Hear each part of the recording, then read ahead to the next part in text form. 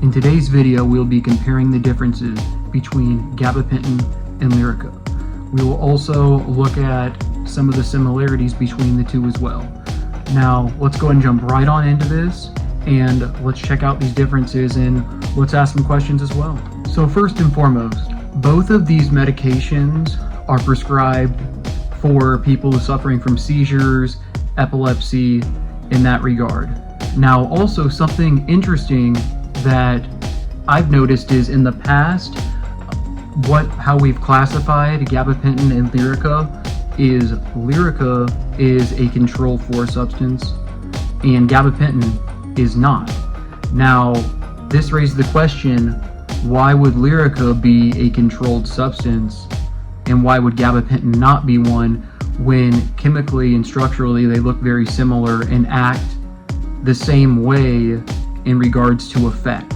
Now, one thing I did find is in regards to this is that recently they have found that these two medications have a different mechanism of action than we thought in the past.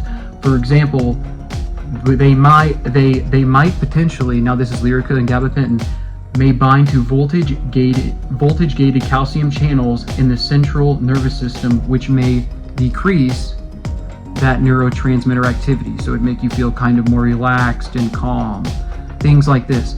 However, past understanding of this, and to this day, the literature still shows that gabapentin and Lyrica both act on the GABA receptors in some way. But in conclusion with this, we still don't know exactly the mechanism of action or what it is affecting in the brain in regards to pinpointing the exact molecular or even structure in regards to what it's affecting. In my opinion, I believe it's more so Lyrica and gabapentin are both affecting, I would say, multiple different brain chemicals. That's just what I would think. That's why it's so hard to pinpoint exactly what it is actually affecting in your brain, like dopamine, serotonin, norepinephrine. But now let's go ahead and jump into some of these differences. So in the US, medicines containing gabapentin are approved to treat seizures and also restless leg syndrome. So once again, in the US, medicines containing gabapentin are approved to treat seizures.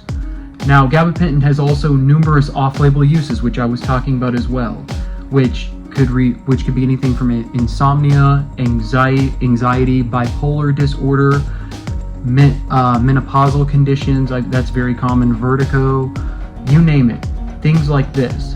Now, once again, for gabapentin, these are some of the, once again, off-label uses. Let's remember, gabapentin and Lyrica are both approved as a treatment for seizures. Let's remember that. Now, the big difference again, Lyrica is a controlled substance and gabapentin is not. That's what the DEA is classified as is actually up to date. The DEA has still classified Lyrica as a controlled 4 substance. Now, Lyrica is also approved to treat seizures, as I just stated. In addition, it can treat neuropathic nerve pain associated with diabetes and pain associated with fibromyalgia. Now, that's big. So, with fibromyalgia, Lyrica is a great treatment for it due to the nerve pain. Even with fibromyalgia, just the generic nerve pain that can be anywhere from your legs to your arms, full body pain, things like this. Now, also, one reason why Lyrica is a controlled substance from what we have found is that you can take the half-life between the two is a little bit different, meaning that with Lyrica, there is a longer half-life, meaning you absorb it more rapidly, meaning you could potentially get a feeling of euphoria compared to gabapentin, to where the half-life is not near, it's a lot shorter, and you don't absorb the medication near the rate as you do as Lyrica.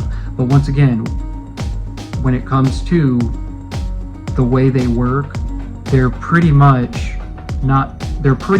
the same from what we know. I'm not saying they're exactly the same. Maybe in the future we will actually have more clinical evidence in regards to why gabapentin is not a controlled substance and why Lyrica is a controlled substance. Now let's go ahead and jump into some of the different withdrawal effects from both these medications and discuss why you must discuss with a primary care provider the importance of tapering off these medications. Let's jump right on in. Now, first and foremost, gabapentin withdrawal symptoms may include drowsiness, lack of control or muscle movements, fatigue, nausea, vomiting, anxiety, insomnia, sweating. I can tell you for sure, fatigue, tiredness, dizziness are huge. Now, I'm just going to go and jump right on into this. The importance of discussing with a healthcare provider if you're wanting to get off of this. The best way to always for both of these medications is going to be to taper, because if you don't taper and you've been taking it for a good amount of time, and the time you may ask, it's different for everyone, but if you're taking it daily for years and you just stop abruptly on it, the chance of having a seizure goes a lot higher. So that's the importance of why you should always discuss with your healthcare provider if you want to get off of it, if you're trying to lower your dose, how to do it, just things like this. You should always discuss it. So this is why I make some of these videos, because I know sometimes when some of you go to your healthcare providers out there, they prescribe you a medication, they real quick send it off. They don't go over the side effects, some of the side effects from it, because they pass it off to the pharmacist. The pharmacists are very busy as well, and a lot of times you don't really get proper education. So the number one thing I would take from this is gabapentin and Lyrica, or really any medication that that can affect your brain chemicals, or in particular psych medications, you should always discuss with your healthcare provider. And typically you'll be tapered off, or you'll have a fast taper and they'll add something else to it to alleviate some of these symptoms. So if you're getting off of this medication, they might throw Lexapro in there short term, or an antidepressant, an SSRI, an SSNRI, things like this. Now with Lyrica, some of the withdrawal symptoms include headache, nausea, diarrhea, sleep problems, sweating, anxiety. It's very similar. Now, I will say, with what I've seen, at least with Lyrica withdrawal, it can be a lot harder on the person going through it than it can with gabapentin withdrawal. And this is one reason why, if I look at it once again from a more of a subjective standpoint, or even objectively too, what I've seen in the psych setting as an RN, somebody getting off of this medication, is that they have a little bit more of a time period where physically and mentally they're just it takes a toll on them getting off of it, as well as not even just tapering. If you're going off cold turkey, chances of seizures, that's another thing. With Lyrica, I have personally seen more seizures from withdrawing from it and not being on a plan to taper off of it. So once again, seizures with gabapentin, and in particular with Lyrica, you gotta watch out for. Now, lastly, when you are talking to your healthcare provider or they're writing you a new medication like this, don't be afraid to ask them questions, because if you start taking this, and yes, it does help, but if you start taking this long term, you need to take personal responsibility and be asking these questions, or even watching videos in regards to these topics. Now, that's once again why I always say talk to your healthcare provider. I know some people don't have that opportunity, but just always, if you take one thing from this, Lyrica and gabapentin, both of them have withdrawal symptoms. Both of them can cause seizures if you just stop them abruptly. And lastly, Lyrica is a little bit more, I won't even say powerful, but the effectiveness, it's a little bit more powerful in regards to pain reduction due to the half-life.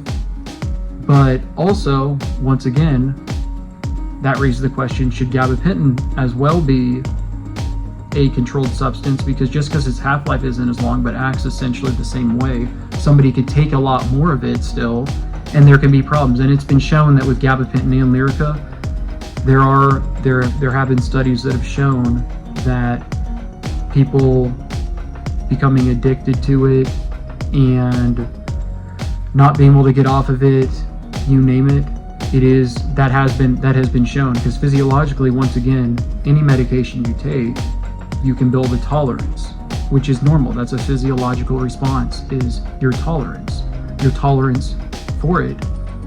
You need more of it. It goes up. That's why you take the same dose and you realize it's not near as effective. It's not because you're doing anything wrong. It's just your body's normal response.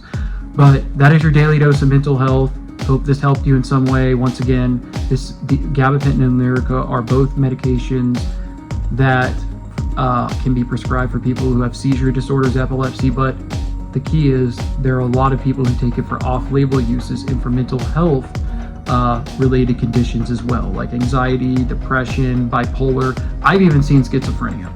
But like and subscribe, leave a comment. Thank you for watching it. That is your daily dose of mental health with Adam. I'll be putting out a lot more of these kind of videos as well, but just watch out for the next one. Who knows what it'll be about, but it will be mental health related. Love you all.